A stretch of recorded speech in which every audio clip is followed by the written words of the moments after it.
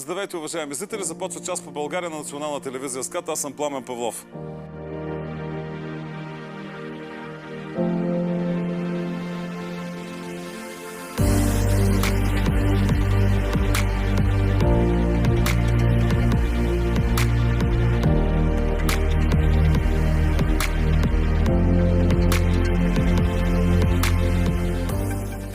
Пространство, тъй като става дума за една жива част от нашия народ, за 1 400 000 души.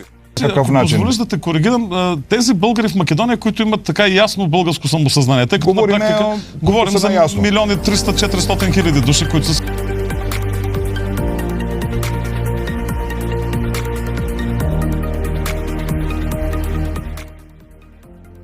Македонија.